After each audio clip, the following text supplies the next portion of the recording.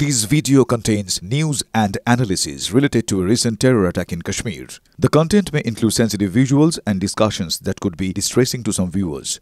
Viewer discretion is advised. We strongly condemn all forms of violence and terrorism. The purpose of the content is solely to inform and create awareness based on verified reports. Top quality और consistent performance के लिए सिर्फ silver pump नाम याद रखना। সীমান্ত এলাকায় এবার নাশকতার ক্ষেত্রে টার্গেট হতে পারে ভারতীয় রেল।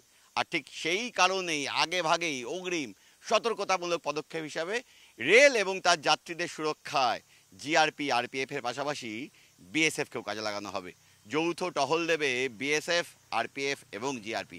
ইতিমধ্যেই এই পরিকল্পনার পর এই টহল শুরু করে দিয়েছে উত্তর পূর্ব সীমান্ত রেলওয়ে। বিভিন্ন গোয়েন্দাদের ইনপুট বলছে বাংলাদেশের মাটিকে ব্যবহার করা হতে পারে।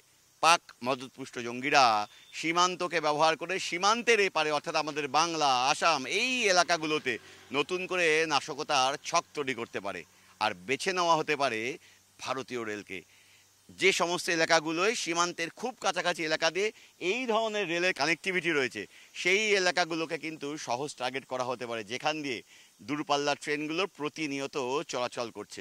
আর ঠিক সেই কারণেই উত্তর পূর্ব সীমান্ত রেলওয়ে আসামের বিস্তীর্ণ এলাকার পাশাপাশি বাংলারও বেশ কিছু জায়গায় যেখান থেকে এই যে রেলের ট্র্যাক তার থেকে বাংলাদেশের সীমান্ত খুব কাছাকাছি সেই এলাকাগুলোতে নজরদারি আরও বাড়িয়ে দিচ্ছে।